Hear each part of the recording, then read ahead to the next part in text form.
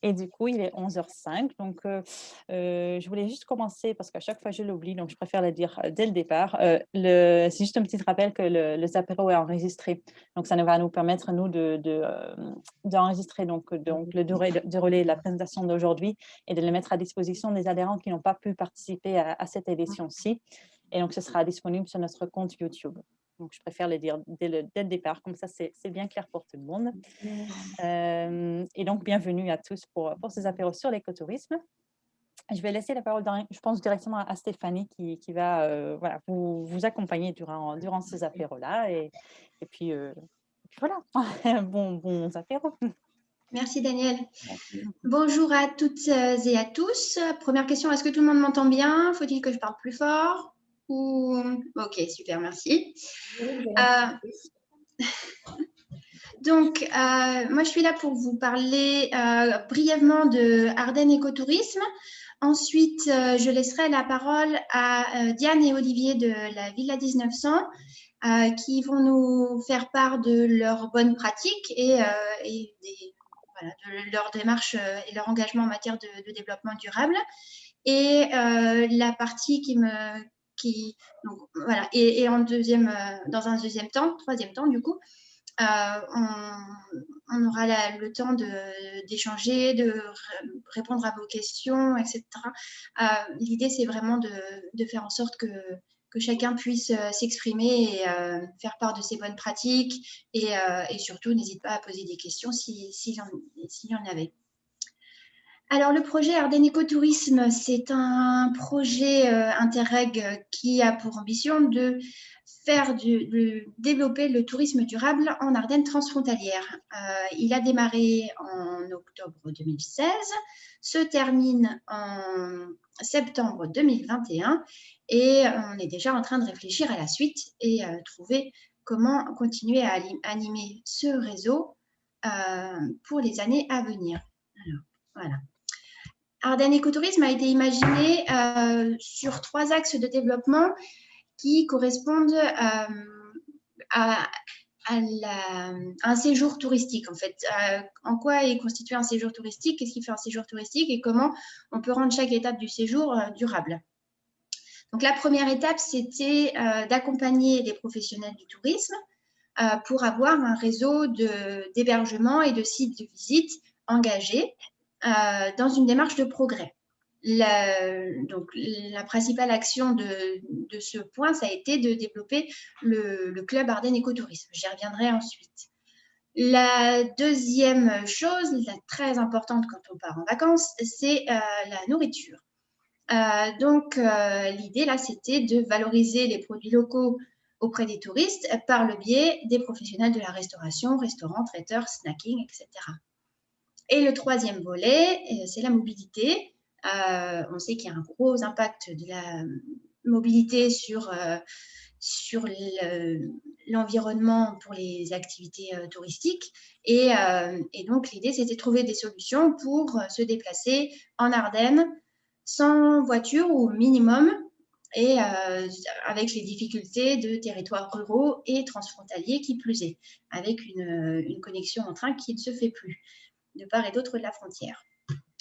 Donc, voilà pour les axes. Ensuite, donc le premier, l'accompagnement des professionnels du tourisme. Donc, on a aujourd'hui environ 130 adhérents au club Ardennes Écotourisme, donc qui sont des hébergements, des restaurants, des sites de visite, des offices de tourisme et des guides nature. Tout ce qui est activité extérieure, c'est-à-dire qui vont être jugés sur des critères qui ne comprennent pas des critères de local d'accueil. Donc, ça va être des guides nature qui auront une sensibilité pour bien expliquer aux clients l'importance de rester sur les sentiers de randonnée, parce que c'est mieux pour la faune et la flore. C'est ce type d'engagement. Chaque adhérent au club Ardennes Écotourisme est dans un premier temps membre de la marque Ardennes. Il reçoit une visite par un des partenaires du projet Ardennes Écotourisme, donc moi pour le versant français, Céline Francotte qui nous a rejoint, qui travaille chez Accueil Champêtre en Wallonie pour une bonne partie du versant wallon.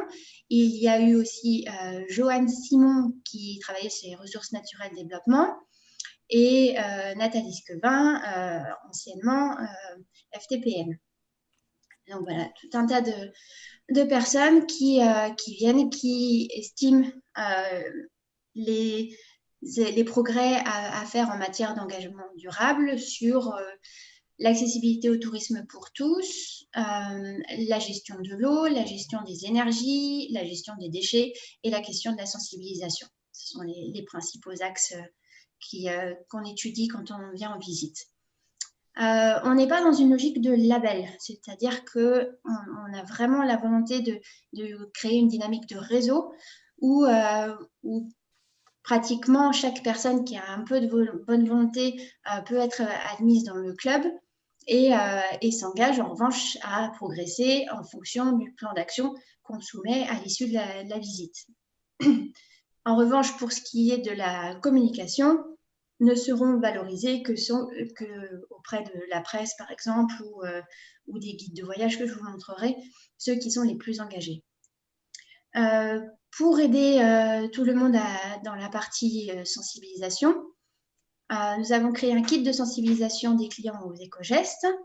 Il est visible en ligne, notamment sur une vidéo. Donc, il contient un sablier, des accroches-portes, des petits stickers pour les poubelles, parce que ça, c'est une grosse problématique, surtout dans les gîtes.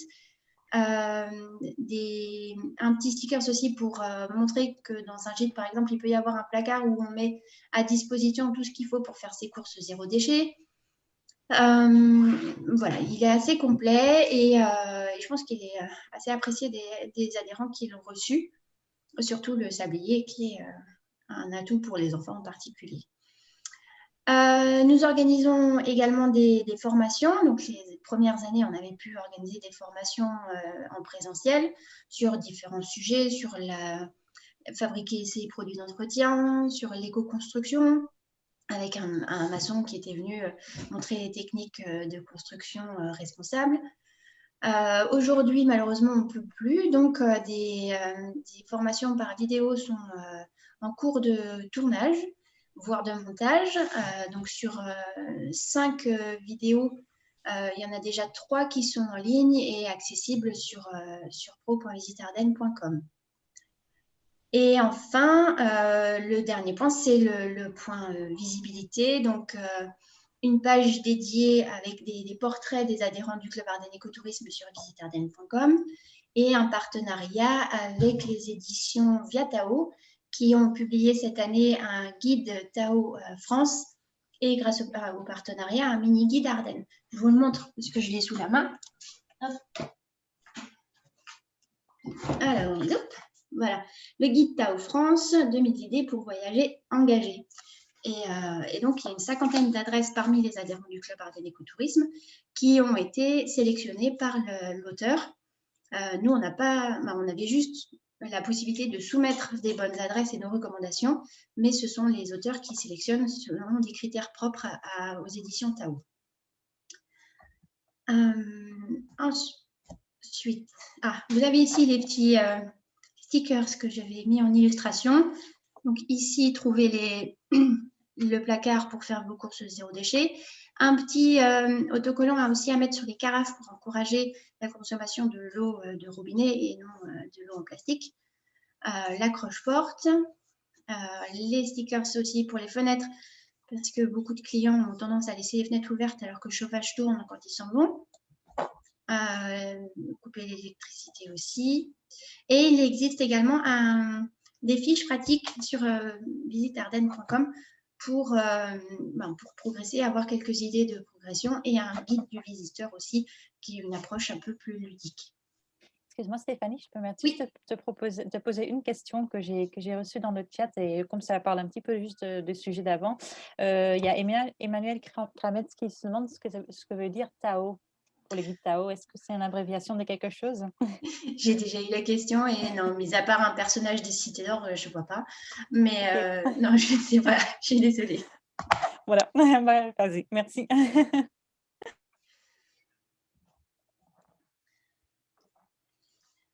Voilà, ça ici illustre un peu mes propos précédents. Et donc, on arrive au second point, la valorisation des produits locaux auprès des professionnels de la restauration. On avait organisé une formation sur la restauration durable en 3 points, donc sur la province de Namur, le département des Ardennes et la province du Luxembourg. Mais la formation, c'est peut-être pas le biais le plus simple. Donc, on a développé un calendrier des produits ardennais de saison pour donner l'envie de cuisiner de saison et une carte des producteurs locaux. Ce que vous voyez là, c'est pas exhaustif. Avec la loi RGDP, on ne peut pas forcément mettre toutes les adresses qu'on connaît. Il nous faut l'accord des producteurs. Donc, n'hésitez pas, si vous connaissez des producteurs, à leur dire de nous contacter et puis on pourra les ajouter sur la carte. Voilà. Et la dernière action, alors on ne sait pas quand est-ce qu'on va pouvoir la lancer malheureusement, mais tout est prêt, tout est dans les cartons pour lancer ça dès que les restaurants pourront ouvrir leurs portes. C'est une opération qui s'appelle Menu de terroir ardennais, où on demande aux restaurateurs de proposer en saison un menu élaboré à partir de 80% de produits locaux. Et nous, en contrepartie, on leur propose un reportage photo et une valorisation, bien sûr, sur nos supports de communication. Donc ça, on espère pouvoir le lancer très rapidement. Et n'hésitez pas à en parler à vos amis restaurateurs, etc., pour qu'ils bénéficient de l'opération. 80% de produits locaux, ça va être compliqué pour ceux qui ne sont pas dans la démarche, mais on connaît plein de restaurateurs qui le font déjà. On n'est pas là pour leur mettre des bâtons dans les roues, surtout pas en ce moment. C'est vraiment pour valoriser ceux qui sont déjà dans une démarche d'approvisionnement local, et ils sont nombreux. Voici les supports. Donc, vous voyez sur le porte-menu, il y avait une date, on a supprimé. Donc, ce sera en saison 2021, on espère au moins 2021. Et le deuxième, le petit chevalet, c'est pour qu'ils puissent mettre les cartes de visite et les outils de communication de leurs producteurs préférés.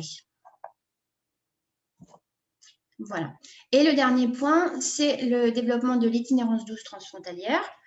Donc là, ce sont essentiellement les parcs qui ont travaillé, à savoir les parcs impliqués dans le projet Ardennes Écotourisme, le parc naturel Viroin-Hermeton et le parc naturel régional des Ardennes. L'idée, c'était de prolonger ce qui existait de part et d'autre de la frontière. Sur le parc du Viroin-Hermeton, il existait une grande traversée, la grande traversée de la forêt du pays de Chimay, pédestre. Elle a été prolongée versant français avec des aires de bivouac qui n'existaient pas versant français. Des aires paysagères sont en cours d'installation également pour valoriser le sentier pédestre. Un itinéraire transfrontalier accessible, alors attention, accessible, pas PMR, mais accessible au handicap auditif et cognitif, et en cours d'aménagement sur la frontière entre Vireux-Molin et Najauge, qui s'appellera le sentier des douaniers, puisque c'était, en tout cas, la thématique est là, puisqu'il y a des bornes frontières tout au long du parcours.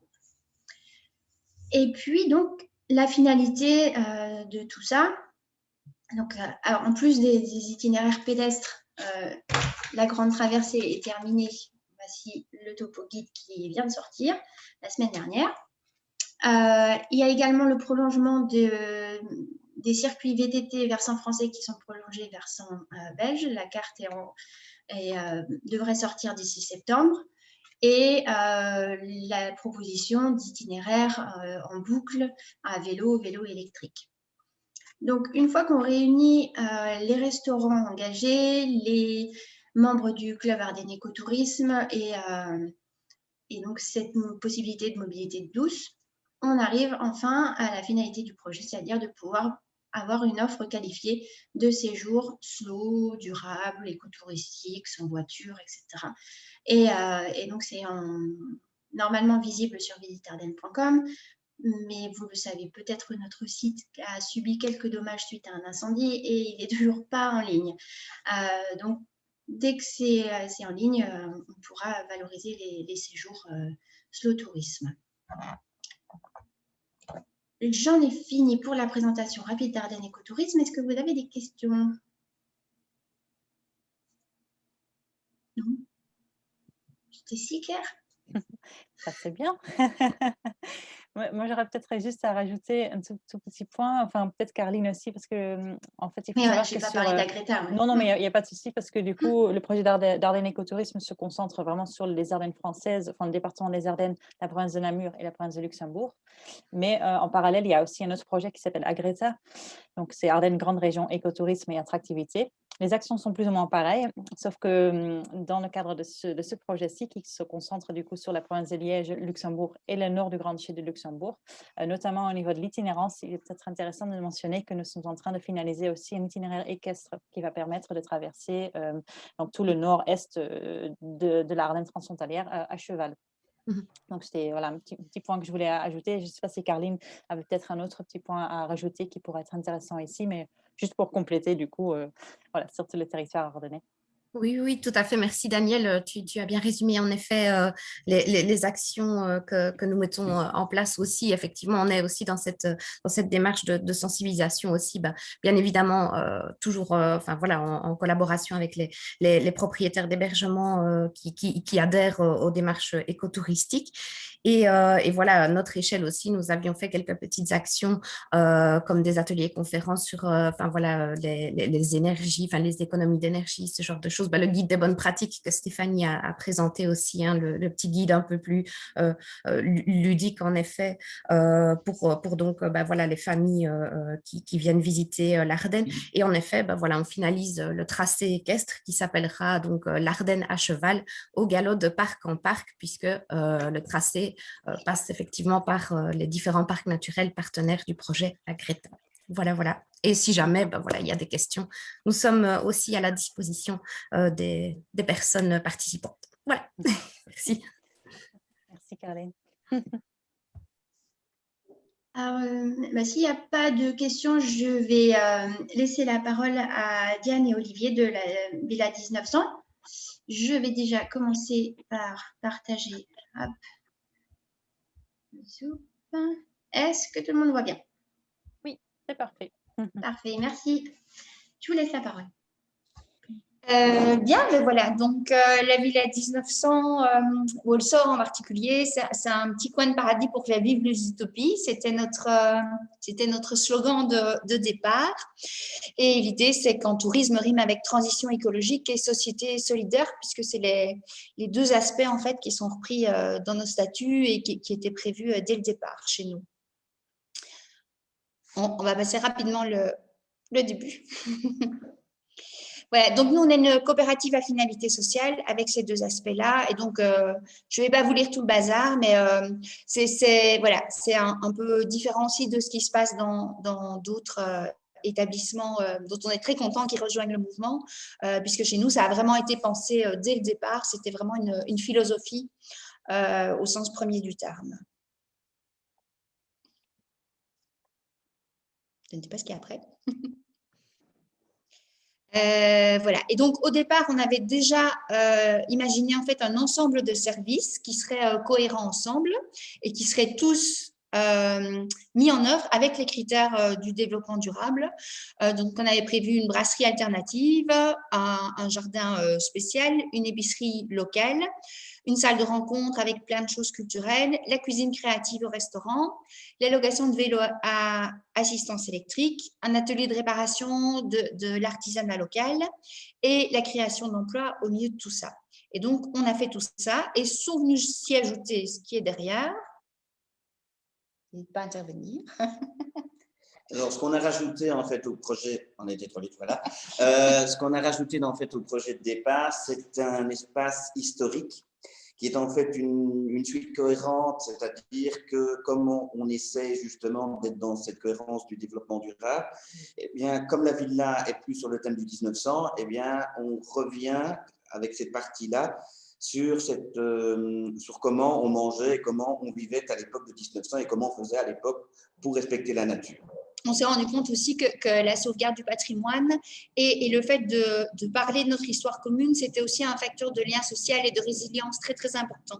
En fait, et donc, c'est un aspect du projet qui a été beaucoup développé au départ du bâtiment qu'on a acheté, voilà, et de l'engagement d'Olivier ici qui porte ce projet.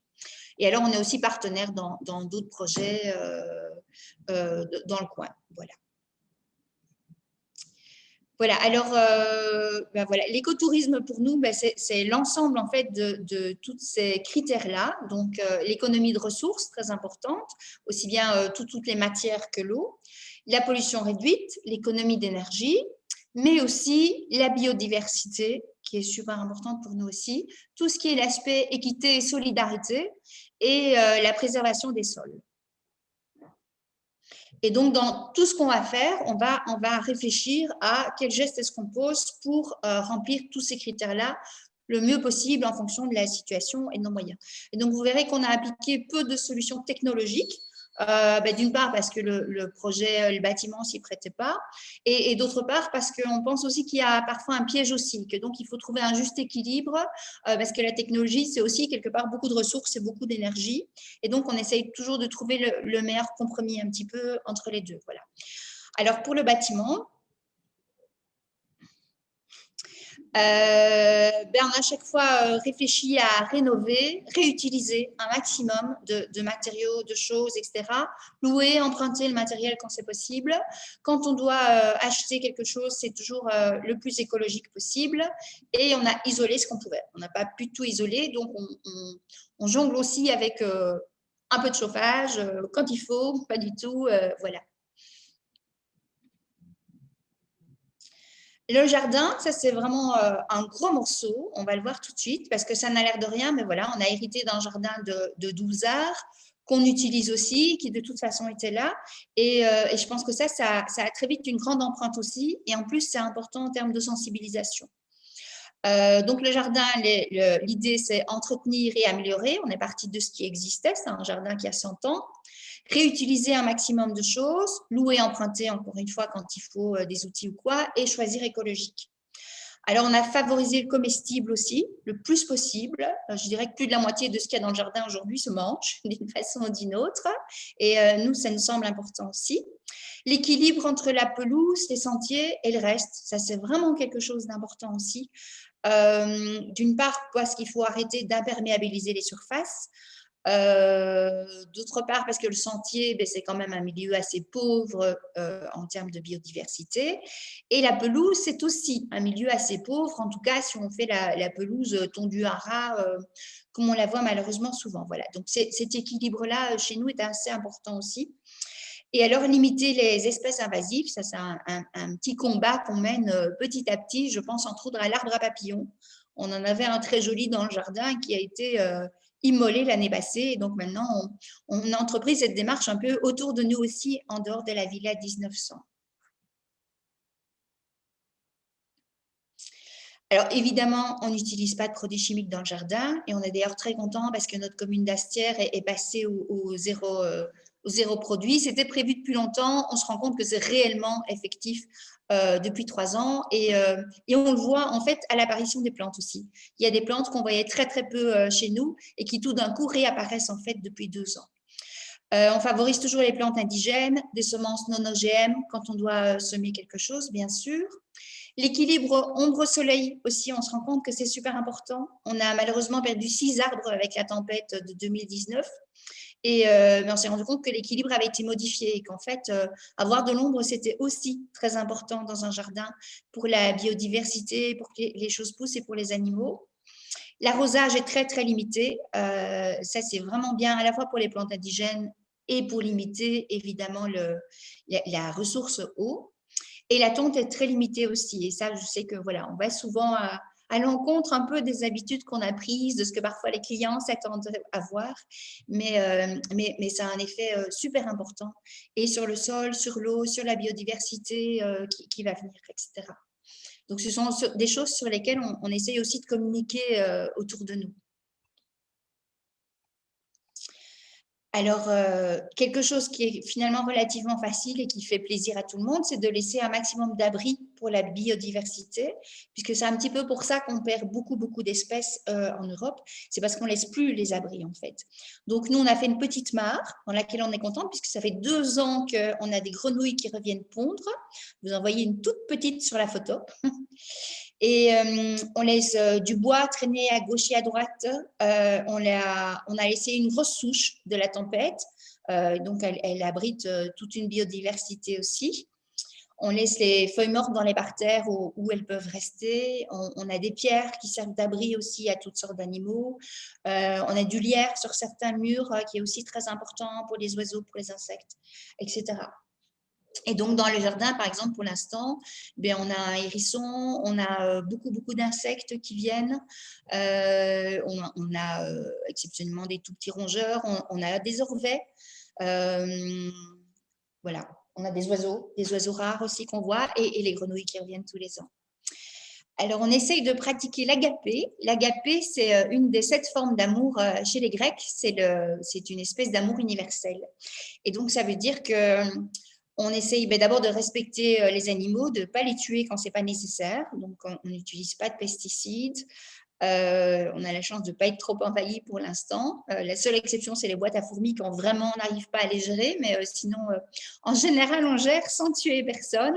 On a un verre à insectes en permanence dans chaque pièce pour quand il faut sortir quelqu'un. La même chose sur la terrasse, on vit à la campagne, on a beaucoup de ruches ici, on a un peu de guêpes aussi. Donc, de temps en temps, effectivement, l'année passée, en pleine canicule, on a eu un peu plus de guêpes parce qu'elles avaient soif, tout simplement. Et donc, ce qu'on a fait, c'est qu'on leur a donné à boire au bord de la terrasse. Elles ont beaucoup, beaucoup bu. On s'est rendu compte qu'elles aimaient beaucoup le jus pomme cerise. Et donc, il a fallu souvent remplir le bar. Mais du coup, personne ne s'est fait piquer et on a été obligé de tuer personne non plus. Voilà. On met de l'eau quand il fait chaud, on n'y pense pas. On met de l'eau quand il gèle aussi pour les animaux. Voilà. C'est des petites choses, mais ça fait que le jardin est très, très riche et qu'on participe aussi, du coup, à retrouver un environnement qui va permettre à nos générations futures de vivre dans des bonnes conditions. Alors, les marchandises, on en a parlé dans le Club Écotourisme. Ça a été depuis le début un fer de lance, évidemment, ici dans le projet. Donc, notre premier critère, c'est local. Et ça, c'est vraiment super important. On disait 80% local. Chez nous, c'est le cas. On a 80% de moins de 50 km. La plupart des marchandises viennent de 5, 10, 20 km maximum, en fait. Et donc, c'est possible.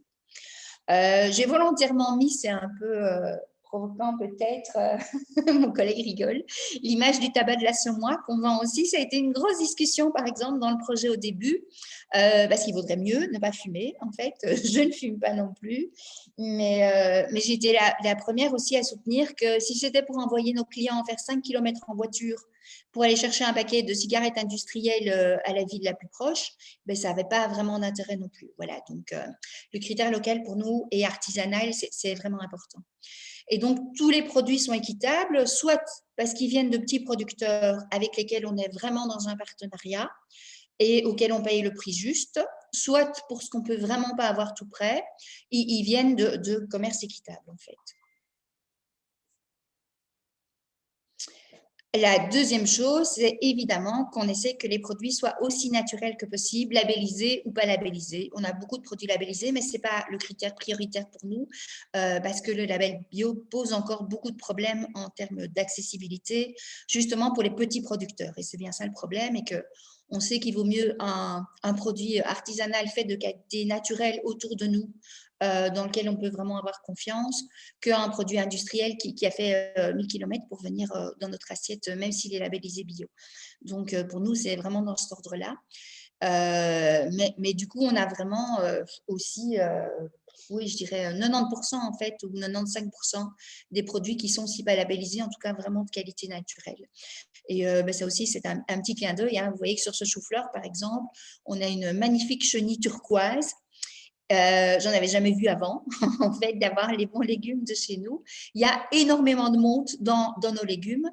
Et c'est un tout petit peu plus de boulot en cuisine. Hein, on les trie, on les remet dehors. Mais pour nous, c'est vraiment le signe que cette nourriture, elle est comestible, en fait. Voilà. Et c'est ça qu'on offre aux clients aussi. Alors, l'équilibre entre proportion d'aliments végétaux et animaux, c'est aussi une grande question. Alors, on sait que tout le monde ne va pas y arriver tout de suite, mais proposer autre chose que le steak frites en plat de base, c'était vraiment incontournable pour nous. Parce que justement, la production animale, en fait, la consommation animale est réellement excédentaire dans nos pays. Alors, on a la chance en Wallonie, je pense que c'est aussi le cas dans les autres régions de l'Ardenne, d'avoir justement un extraordinaire réservoir d'exploitation qui travaille vraiment de façon très, très bien, qui participent à la préservation de l'environnement et qui sont dans le bien-être animal. Mais ça ne représente que 5% de la consommation. Donc, effectivement, c'est dans des petits élevages comme ça qu'on se fournit et on a la chance d'en avoir tout près. Mais ça veut dire qu'il faut qu'on le consomme de façon vraiment raisonnable pour que ce soit possible et qu'on puisse arriver à se passer de ces horribles élevages industriels qui sont d'abord horribles pour les animaux, mais qui sont surtout extrêmement nocifs à long terme pour nous-mêmes et pour l'environnement, en fait. Voilà. Donc, du coup, on propose par exemple beaucoup de légumes farcis. Ça peut être végétarien, mais ça peut être avec de la viande aussi, mais la proportion de viande est différente en fait. Et comme c'est de la viande de très très bonne qualité, même quand on sert un steak, voilà, on ne va pas viser le steak de 400 grammes, on va plutôt être sur 150, 200 grammes et d'un très beau morceau de viande avec un très bel accompagnement et les gens sont contents. Et dans les menus, du coup, on va équilibrer la proportion sur l'ensemble du menu aussi de protéines animales et végétales. Et on propose en permanence des plats végétariens aussi. On a de plus en plus de plats végétariens ou flexitariens. Et je pense que c'est très important aussi. Et nous, on proposerait volontiers aussi, d'ailleurs, des petites formations pour les cuisiniers qui ne sont vraiment pas là-dedans, d'avoir en permanence au moins une proposition. C'est vraiment important. Je pense aussi pour les clients aujourd'hui, y compris en termes de retour économique pour le restaurateur ou l'hébergeur lui-même. Et donc, nous, on propose d'oser la différence. Hein, c'est ce qu'on fait. Il n'y a jamais eu de Coca-Cola, par exemple, chez nous non plus, pour ne pas le citer. Vous l'enlèverez s'il faut au montage. Mais on s'arrange pour avoir un grand choix de produits locaux qui sont différents. Et donc, et en fait, ça passe très, très bien. C'est vraiment très rare. On va dire qu'on a quoi peut-être 3 clients par an qui s'essayent, qui regardent la carte et puis qui s'en vont. Les autres, en fait, ils sont très contents de pouvoir goûter autre chose, finalement. C'est à nous de connaître les produits et de pouvoir en parler et ça se passe bien. On est vraiment en fait dans la découverte. On essaie vraiment que les clients qui viennent chez nous, en fait, comme on dit toujours que la villa, c'est un énorme musée vivant. Donc, on est un musée dans tous les sens, aussi bien au niveau de la nourriture, puisqu'on emploie aussi des vieux légumes, des légumes qu'on ne connaît même plus le goût pour certains, comme les tomates, par exemple, ou bien des légumes qui datent de nos grands-parents, comme le rutabaga et autres, que certains de nos grands-parents ne savent même plus voir en peinture quand ils rentrent chez nous. Ils nous disent « Ah non, ça, on en a mangé toute la guerre, on n'en veut plus ». Donc voilà, on a des interactions comme ça sur vraiment la découverte des différents produits, et même au niveau des boissons, c'est vraiment la même chose. Au niveau des bières, certains vont rentrer chez nous, vont nous demander les bières les plus connues, comme la Leffe, par exemple. Hein. Eh bien, nous, on dit on n'a pas la Leffe. Voilà, mais on a d'autres bières qui s'y rapportent, et puis ils goûtent, et puis ils découvrent des nouvelles saveurs, des nouveaux produits du coin et de la région. Et puis le plaisir des saisons, voilà. On sait que quand on a l'habitude de faire ses courses de façon classique, y compris pour les restaurateurs qui commandent chez les grossistes, on a l'impression d'être puni si on vous dit ben non, on ne peut pas avoir ça parce que ce n'est pas de saison.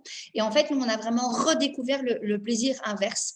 C'est d'avoir, j'en parle souvent, et beaucoup de gens dans notre région connaissent le plaisir des fraises qu'on attend pendant des mois et puis qu'on se dit ah ça y est, les fraises sont là et c'est un peu la Madeleine de Proust qui revient comme ça une fois par an. Eh bien nous on a ça toutes les semaines en fait et quelque part c'est ce plaisir là aussi qu'on essaye d'apporter aussi bien aux gens que de faire entendre à nos collègues aussi, de toutes les semaines revoir des choses différentes qu'on n'avait pas vues depuis des mois et pouvoir du coup changer tout le temps aussi de menu en fait. Voilà, avec finalement aussi beaucoup plus de variété que si on se fournit de façon classique aussi.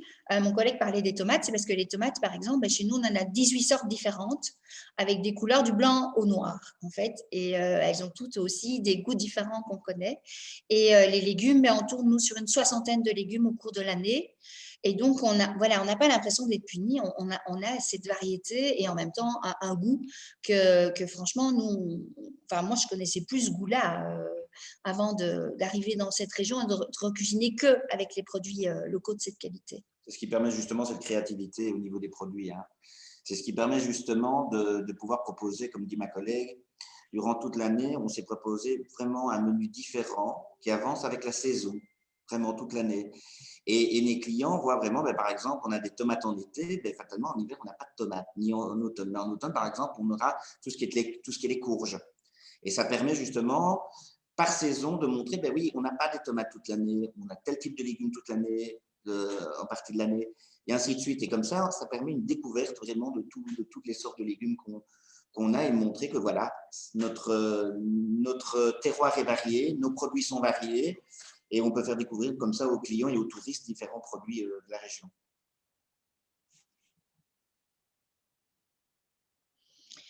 On communique aussi beaucoup sur les producteurs, puisque voilà, on est dans un vrai partenariat. Et c'est vrai que savoir qui l'a produit, savoir comment il l'a produit, que chaque produit ait une histoire, c'est vraiment un autre rapport aussi aux choses. On s'est rendu compte qu'il y avait beaucoup de femmes et quelques hommes aussi. Alors, le zéro déchet, forcément, dans l'écotourisme, on a bien compris que c'était incontournable. On est assez fort. Alors, quel est le slogan ici à la villa? À la villa, rien n'est jetable, sauf le papier WC. Ah oui, ça, oui. Ah, oui. Alors, j'aime bien ces pyramides, j'ai repris sur Internet. J'aime bien qu'on s'est présenté en forme de pyramide parce que c'est vraiment dans ce sens-là. En fait, c'est les fameux 5 R. Donc, refuser les déchets au maximum à la source même, aux achats. Réduire tout ce qu'on achète. Est-ce que j'en ai vraiment besoin? Est-ce que je ne peux pas l'emprunter? Est-ce que je peux m'en passer? Réutiliser tout ce qu'on peut, rendre à la terre et recycler ce qui reste. Voilà. Alors, dans cet ordre-là, du coup, voilà, refuser, ça se passe chez nous un peu partout. Donc, ça commence évidemment avec nos achats. Nos achats se font principalement en vrac. Comme les produits sont tous locaux, ils arrivent avec très, très peu d'emballage. Et je vais vous dire, même les caisses en carton, par exemple, qui servent au transport, elles sont réutilisées. Soit le fournisseur la reprend, soit les clients la réutilisent. Mais donc voilà, on ne jette jamais, par exemple, une caisse en carton non plus chez nous. Les légumes, par exemple, c'est des bacs qui reçoivent de semaine en semaine. Toutes les céréales, on les achète en vrac, on les revend dans les bouteilles de récup qu'on voit ici, qui sont en fait les bouteilles de jus de pomme, qui n'étaient pas consignées. Et donc, elles tournent, voilà, les habitués les ramènent. Alors, ça fait plus de vaisselle, mais c'est vraiment faisable. Et donc, on n'a vraiment pas beaucoup de déchets de la sorte. Alors, j'ai marqué vert aussi parce que, par exemple, pour les boissons, on a vraiment favorisé les bouteilles en verre. En fait, on n'a pas de bouteilles en plastique au magasin. Voilà, c'est un choix qu'on a fait. Et donc, ça fait tout de suite beaucoup moins de déchets aussi qui ne sont pas facilement non plus réutilisables. On prépare évidemment beaucoup soi-même et ça, voilà, aussi bien à la maison que professionnellement. Au plus on prépare, au moins on a de déchets aussi. Ça, c'est super important. Et donc, vous avez vu le plateau de thé. Par exemple, chez nous, il n'y a jamais eu un sucre emballé, ni un petit pot de lait, ni un biscuit emballé. On a eu 3 contrôles de l'AFSCA. Ça pose vraiment 0 problème si vous mettez en place des solutions qui respectent l'hygiène. Voilà.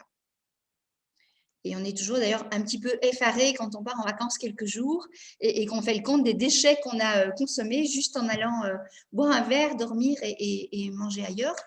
Et en fait, c'est un chemin qui se fait à sens unique. Voilà, on n'était pas tous là-dedans dans l'équipe, je peux vous dire. Il y en a qui reviennent de très, très loin. Mais c'est un chemin qu'on ne fera pas dans l'autre sens, en fait. Une fois qu'on a pris l'habitude et qu'on a testé les solutions, en fait, ça devient vraiment quelque chose de naturel.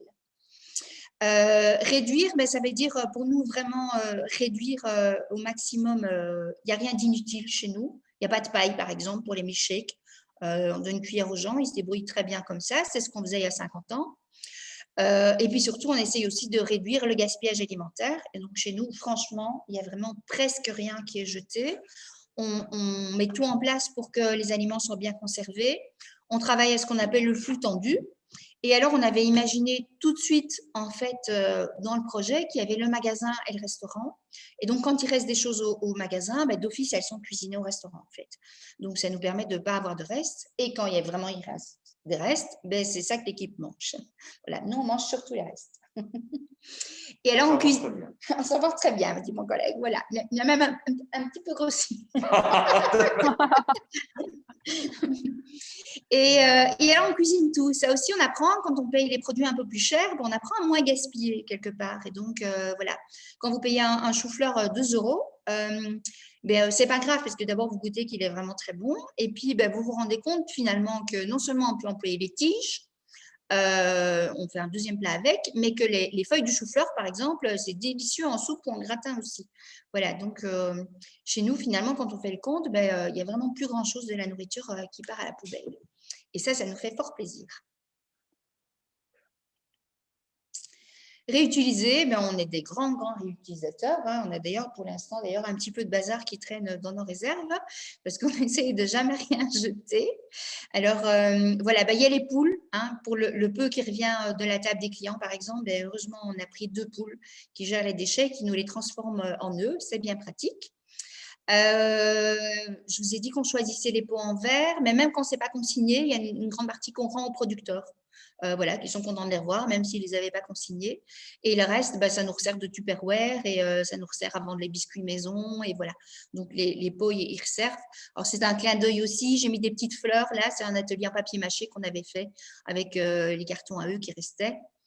Et on a inventé un jeu de stratégie qu'on aimerait bien commercialiser d'ailleurs quand on aura le temps. Et il est fait avec des bouteilles de bière, de nos bières locales, ce qui permet à la fois de faire la promotion de nos producteurs et de réutiliser des bouteilles. Voilà, c'est un jeu qu'on peut acheter aussi. Rendre à la terre, et ça, on s'est rendu compte que c'était vraiment important. En fait, on parle de l'appauvrissement des sols qui est dû aux tracteurs et à toutes nos pratiques, mais on se rend aussi compte qu'en fait, il y a allez, on va dire il y a 60 ans, en tout cas certainement, et à mon avis même moins parfois, le contenu des toilettes était rendu à la terre et le gros des contenus des poubelles aussi, puisqu'on enfouissait tout. Alors, à un moment donné, ça a posé problème parce qu'on commençait à utiliser beaucoup de produits chimiques. Avant, ce n'était pas le cas. Mais donc, finalement, avant, toute la matière organique, tout le carbone, etc., retournait à la terre. Et aujourd'hui, on a choisi de brûler les déchets. Et donc, en fait, c'est une catastrophe parce qu'on transforme notre matière organique, en fait, en gaz à effet de serre et elle ne revient plus jamais à la terre. Et donc, ici, on a pris conscience de ça. Et donc, on a décidé d'inverser ce processus, justement en réduisant nos déchets, mais aussi en rendant à la terre tout ce qu'on peut lui rendre. Et bien entendu, on recycle tout ce qui reste. La mobilité, voilà, on a entendu que c'était dans le projet, c'est évidemment très important aussi. Alors, la mobilité, ça revient chez nous à louer des vélos à assistance électrique, ce qui permet aussi aux gens de les essayer. On a plusieurs clients qui les ont achetés après les avoir essayés chez nous, mais pas seulement. On favorise aussi la mobilité des autres. On a été membre, par exemple, tout de suite de Bienvenue Vélo et on veut nous aussi proposer des séjours sans voiture. On a pour l'instant des personnes, par exemple, qui ont logé 3 jours chez nous et à qui on a trouvé des activités à faire sans voiture pour les 3 jours. Et sur notre site, par exemple, l'accès a toujours été mis aussi comment vous pouvez venir en transport en commun, comment vous pouvez venir à vélo, avant de comment vous pouvez venir en voiture. Je pense que ça, c'est important aussi. Et nous-mêmes, on applique ça, on se déplace principalement en transport en commun. Voilà, il faut vraiment qu'on doive se déplacer à beaucoup pour peut-être parfois prendre la voiture alors tous ensemble. Sinon, dans nos déplacements, même professionnels, on limite les déplacements tant que possible. Et quand on se déplace, le plus souvent, on le fait nous-mêmes en transport en commun ou à vélo ou à pied. Dans les activités aussi, on a vraiment essayé de penser à un maximum d'activités qui à la fois soient accessibles à tous et à la fois qui répondent à l'ensemble de ces critères aussi, qui créent du lien et qui n'aient pas une grande empreinte carbone non plus. Et la dernière chose, c'est évidemment de coopérer un maximum. C'est pour ça qu'on a tout de suite adhéré à la marque Ardennes, parce qu'on s'est rendu compte qu'on était vraiment non seulement sur les mêmes valeurs, mais aussi vraiment sur la même idée de travailler tous ensemble pour essayer d'améliorer les choses le mieux possible pour tout le monde. Voilà. Je pense qu'on a beaucoup dit. On va s'arrêter. Un grand merci pour votre témoignage, c'est vraiment très intéressant. Et bravo en particulier pour la restauration avec la réduction de la part de protéines animales. C'est le chemin qui va être à poursuivre par tous. Et on sent vraiment une réticence chez plein de restaurateurs. Donc vraiment, c'est un très beau parcours et merci beaucoup pour ce témoignage. Alors, on va peut-être voir s'il y a des questions.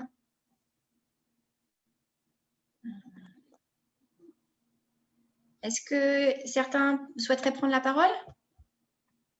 Je vais arrêter le partage d'écran. Si jamais vous avez un exemple, comme on vient de le voir, d'ailleurs, merci pour la présentation, vraiment très, très, très intéressante. Vous allez vraiment très loin dans le processus. Je pense que c'est vraiment un bon exemple. Oui, peut-être qu'il y a d'autres personnes ici présentes qui souhaitent peut-être partager aussi un petit peu ce que eux ils font de leur côté au niveau de l'écotourisme, que ce soit lié à la restauration ou aux autres activités, évidemment. N'hésitez pas à prendre la parole.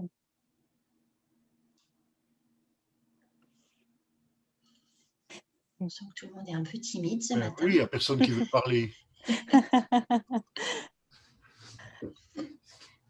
Je peux dire quelque chose? Mais bien sûr, Bien oui, sûr. avec voilà. plaisir. Puisque tout le monde est timide, je vais ouvrir le feu. Non, j'ai écouté tout ça avec grand intérêt et je m'y retrouve à 100%. Il y a une chose qui m'embête un peu, c'est que vous vous adressez d'une part aux hébergeurs et aux restos et d'autre part aux guides nature. Je ne m'y retrouve pas. Je suis un peu guide nature, mais je suis surtout organisateur d'événements. Donc, dans l'organisation d'un événement, il faut forcément boire, il faut forcément manger, avoir une activité, ce qui veut dire que je vais forcément, je suis en plein cœur de l'Ardenne, je suis à Saint-Hubert, donc oui, l'Ardenne a un grand cœur parce que Vielsalm est au cœur de l'Ardenne, Charleville est au cœur de l'Ardenne, c'est un très gros cœur.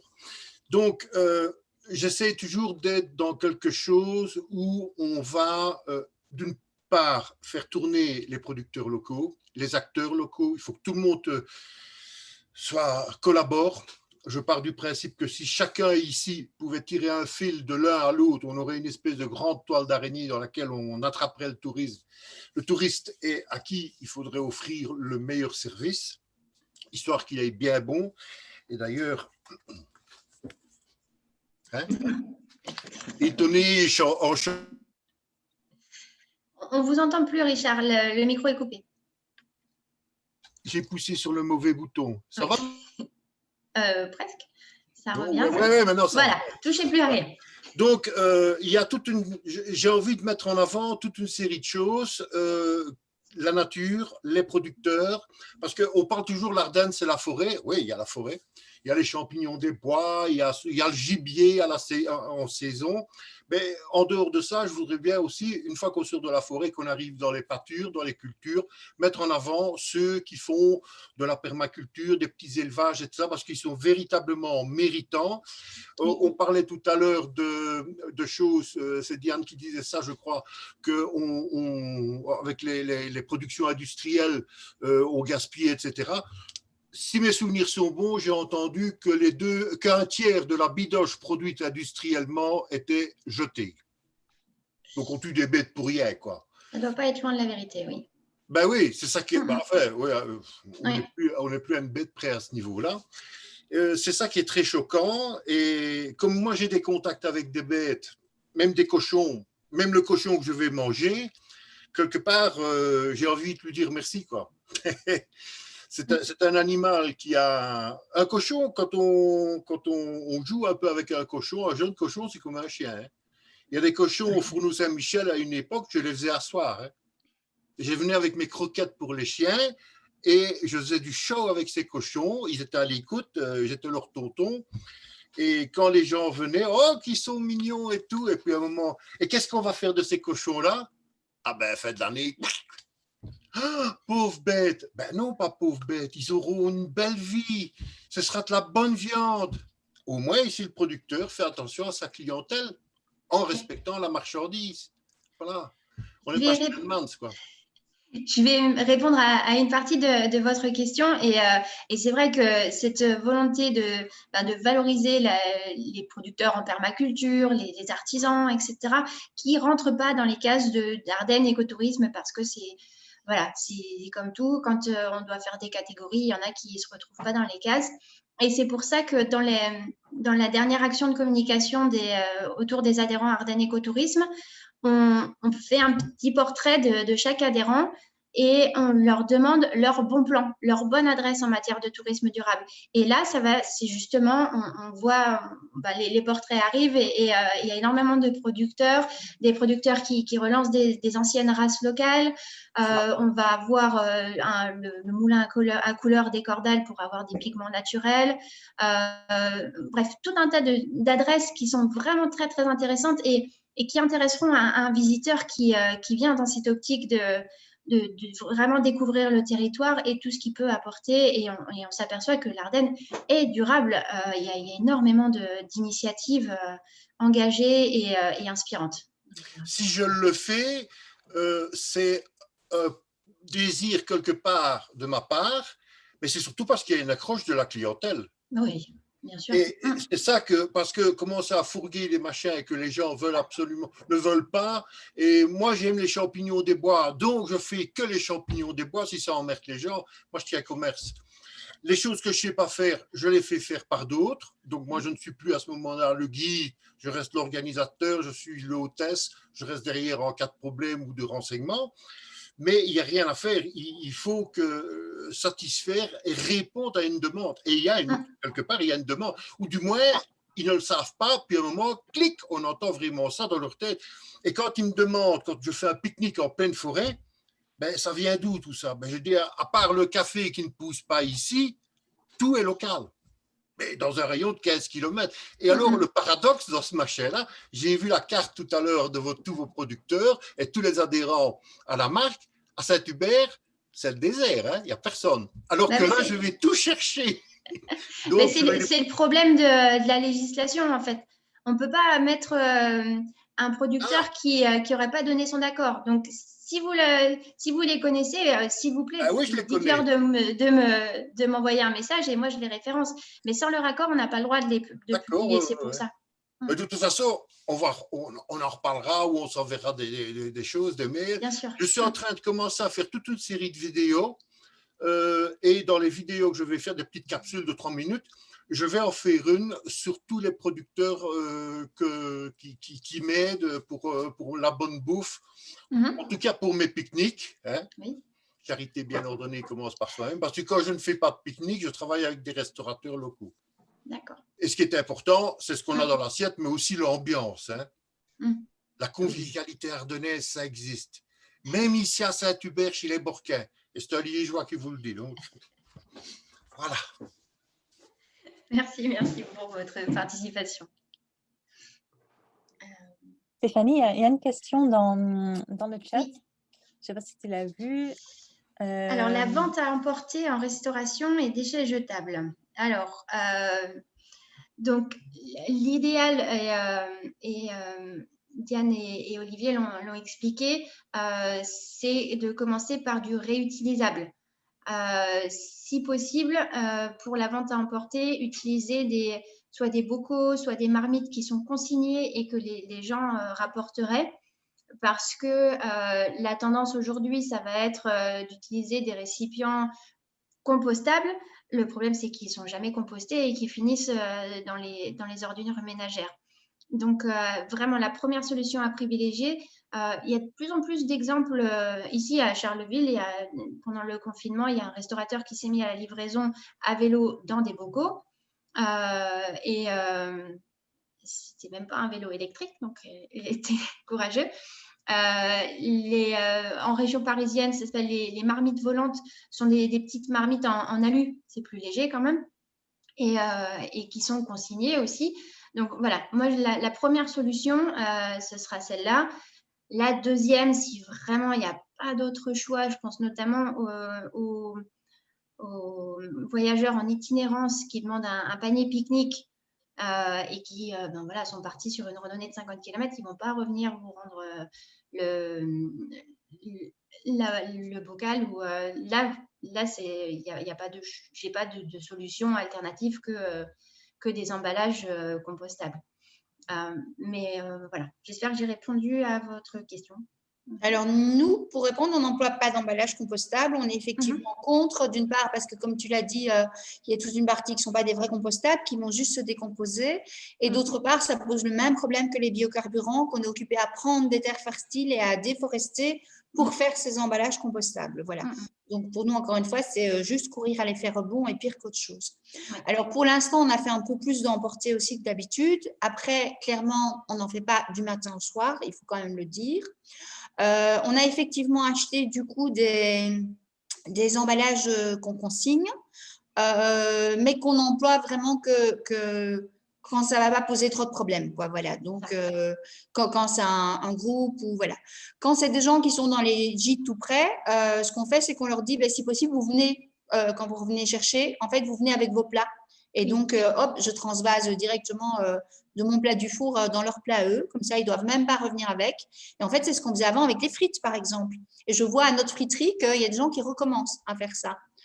Si vous demandez aux gens de juste venir avec votre plat, s'ils savent qu'ils ont réservé et qu'ils viennent, ben, en fait, ça ne pose pas de problème. Et autrement, ben, effectivement, quand il faut vraiment, ben, on donne des emballages de récupération et on leur dit, ben, s'ils partent, ils partent, quoi. Voilà. Des choses que les gens ont mis à donner, des bocaux en verre qu'on a lavés au lieu de les jeter tout de suite, les boîtes des glaces, que ça, on ne sait pas faire autrement.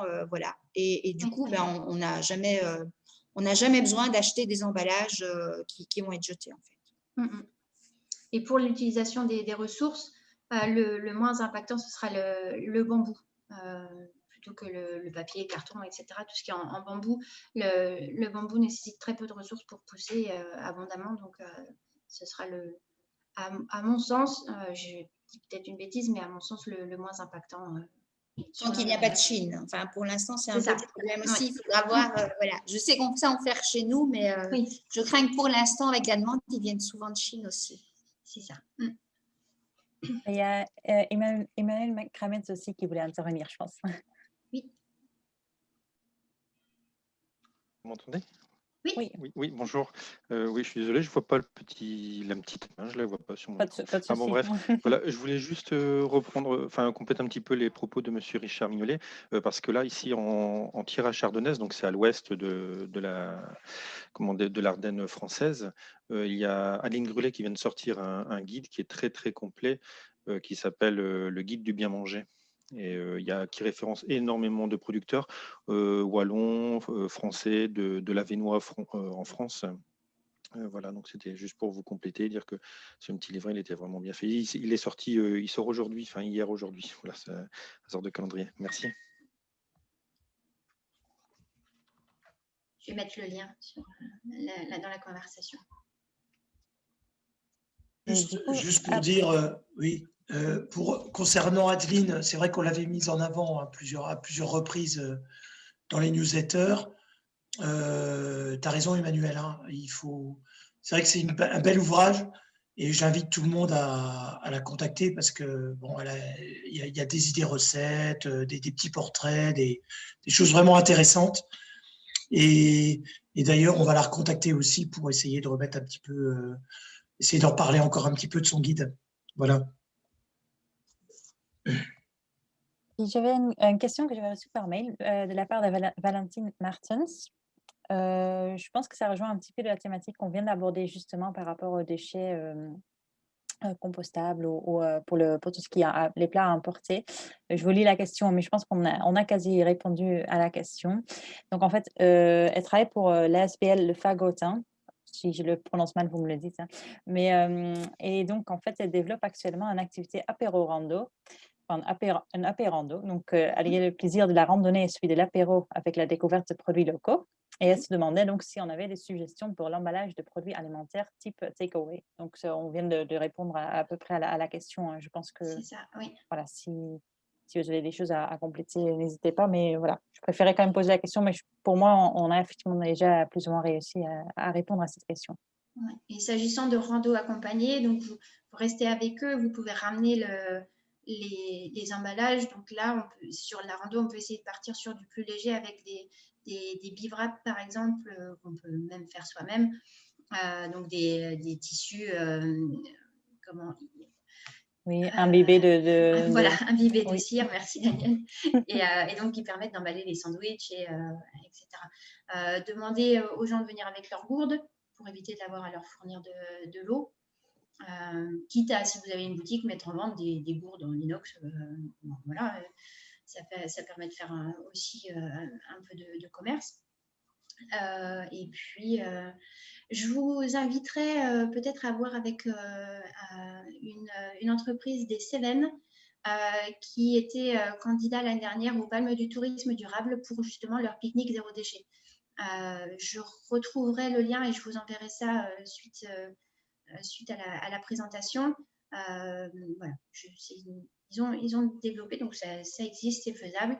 Il faut juste avoir un petit peu d'imagination et respecter la pyramide des déchets telle que présentée. Ça permet de réfléchir différemment.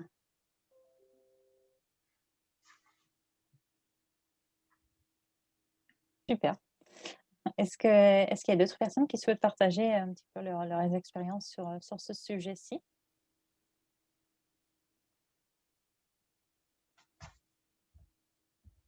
Juste pour dire, le bambou, du coup, on le voit beaucoup pour les couverts, pour des pots, etc. Moi, ça fait des années que j'ai une cuillère dans mon sac. Hein, comme j'ai toujours faim, je suis toujours prête. Et en fait, on n'y pense pas, mais bêtement, quand on a l'occasion, quand on voit de la brocante ou quoi, on achète souvent des couverts d'occasion qui coûtent rien. Et donc, c'est déjà arrivé plusieurs fois que je dise aux gens, voilà, prenez-le, c'est pas un souci, quoi. Moi, ça m'a coûté 20 cents, c'est bon. Et puis après, vous les garderez, comme ça, vous les avez, quoi. Et donc là, on est sur de la réutilisation et ça coûte pas cher et ça solutionne tout de suite le problème. Et avec un peu de chance, du coup, les gens feront moins de déchets ailleurs aussi.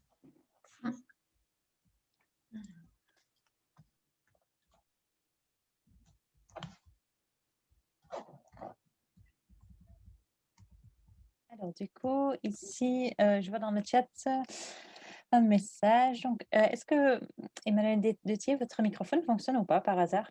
Parce que n'hésitez pas à intervenir directement. Autrement, je vais lire ce que vous avez rédigé. Il n'y a pas de souci. Mais... Vous m'entendez? Ah, voilà, parfait. Oui. Oui. Voilà. En fait, c'est parce que mon ordi a planté, puis j'ai dû m'absenter. Donc, j'ai entendu la fin du bambou, mais là, je viens de comprendre que c'était pour les matériaux jetables. Donc, voilà, ici au village du Saule, en fait, nous, on utilise cette matière première, mais qui est locale, qui est disponible à foison.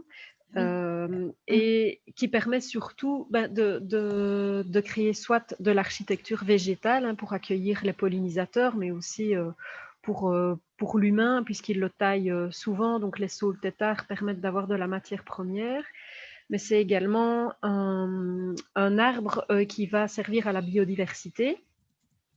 Et alors servir à l'être humain, puisque avec les saules têtards, donc une taille qui est assez particulière, d'où son nom, permet d'avoir cette matière pour se chauffer, pour faire des sabots. Bon, on n'est plus à l'époque des sabots, on est d'accord. Mais aussi de tresser l'osier. Donc ça, c'est le saule d'1 an qui permet en fait de faire des paniers. Donc nous, ici dans la région, voilà, il y a plusieurs producteurs qui produisent de la bière, par exemple, des crayons à base de saule, et ça permet de faire des paniers gourmands et de découverte sur le saule. Et donc, nous, on fabrique justement les paniers. Alors, on a une nouvelle extension qui a été faite en matériaux écologiques et locaux et de récupération. Et nos panneaux sont faits en tressage d'osier, de saule, pour pouvoir recouvrir justement cette extension. Donc voilà, en gros, je voulais juste dire ça, parce qu'on a le bambou, c'est bien, mais voilà, j'ai pas très bien capté. Du coup, ça n'a plus de sens ce que je dis, mais le saule dans les régions humides, en tous les cas, est une belle matière, Oui.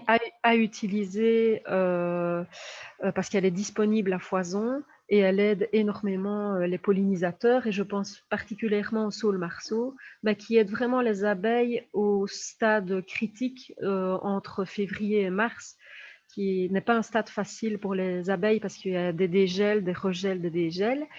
Et donc, c'est une matière en pollen pour elles, alors qu'il fait encore assez froid. Voilà. Enfin, j'aurais beaucoup de choses à dire sur le saule, je vais m'arrêter là. Ça va? Parce que sinon... Mais c'est très intéressant, effectivement. Et tant qu'on a la possibilité d'utiliser les ressources locales, évidemment, pour les paniers, on a pas mal de vanniers sur l'ensemble du territoire. Donc, ça, c'est un bel usage. Je ne sais pas si on a encore la possibilité d'utiliser peut-être du chanvre ou d'autres végétaux qui pourraient nous permettre de produire des emballages réutilisables ou en tout cas compostables, recyclables. Mais s'il y a une filière locale, n'hésitez pas à nous le faire savoir. Il y a une petite question. Diane et Olivier se demandent où se trouve le village du Saule. Il faut juste... Voilà, oui.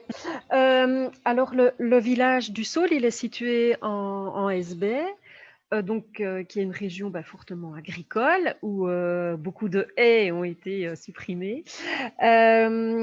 Et donc, c'est dans la commune de Brèves, toujours province de Liège. Et nous nous situons principalement au hameau du Hosdan, à Latine, donc petit village qui fait partie de la commune de Brèves. Je peux vous mettre l'adresse si vous voulez. Enfin, je vais vous mettre le site dans la discussion. Ça va ? Merci.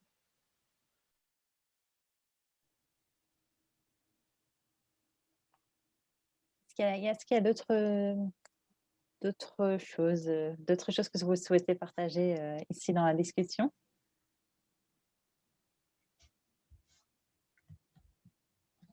Non? Ok. Écoutez, déjà, un grand merci pour votre présence ici. Je propose juste avant de terminer le apéro ici sur l'écotourisme, de passer en fait à un autre sujet. Pardon, il y a peut-être une question en fait avant. Non, je voulais juste dire quand même qu'on a toujours un peu peur de comment les clients vont prendre ça. Alors, bon, il y en aura toujours qui veulent absolument leur canette et leur bac en plastique. Mais nous, ce qu'on a vu, et on n'était pas sûr de ça au début, c'est que les clients sont très contents. On ne se rend pas compte, mais en fait, voilà, ça tourne quand même dans l'air du temps. Il y a beaucoup de gens qui n'ont pas fait l'effort de commencer. Mais quand on leur donne la possibilité, les clients sont super contents en fait, de participer à ça si ça ne leur demande pas trop d'efforts. Aussi bien pour juste boire un café, se rendre compte que oui, on n'est pas obligé d'avoir tous les déchets, que de ramener plein de choses. Nous, mon mari rigole souvent que c'est le parc à conteneurs ici.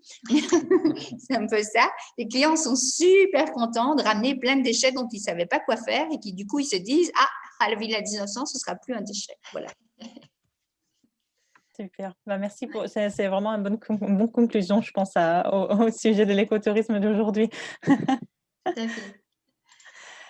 Du coup, avant de clôturer vraiment les apéros, on voudrait juste aborder avec vous une petite nouveauté qu'on a mise en place avec la marque Ardennes, et je vais laisser Xavier présenter la chose.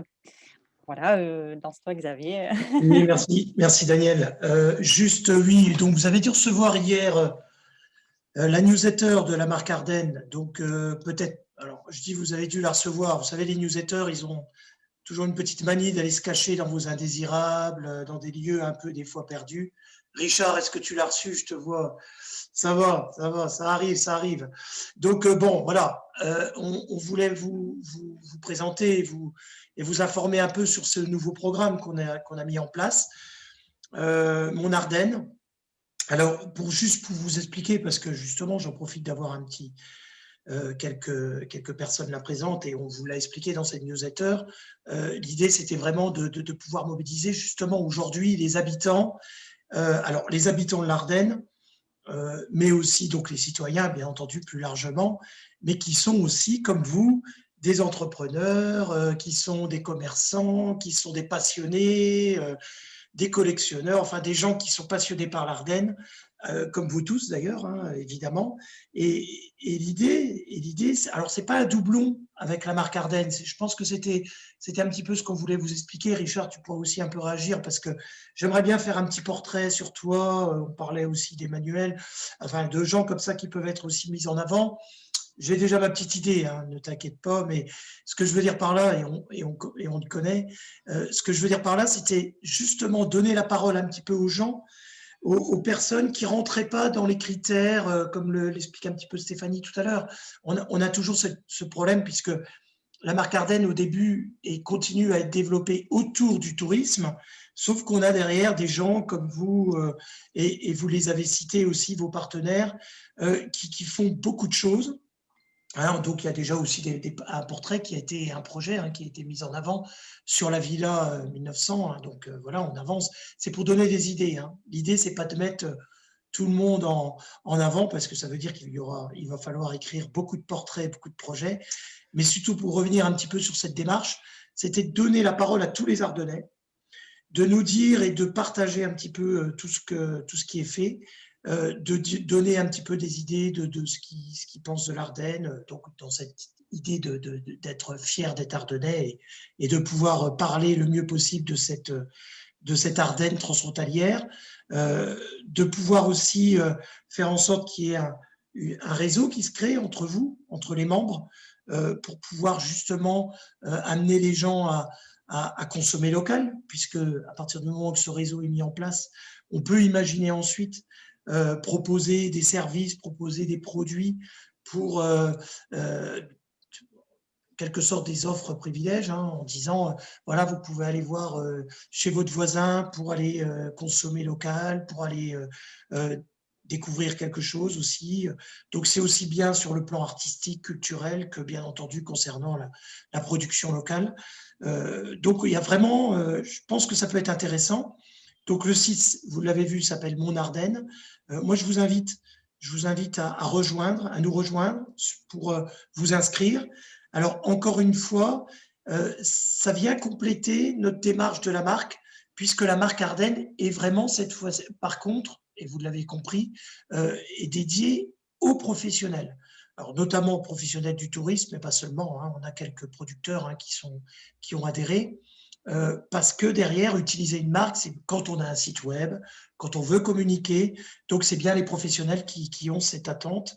Par contre, l'habitant ardennais qui veut parler de sa passion, qui veut parler de plein de choses, là rentrerait plus dans cette logique et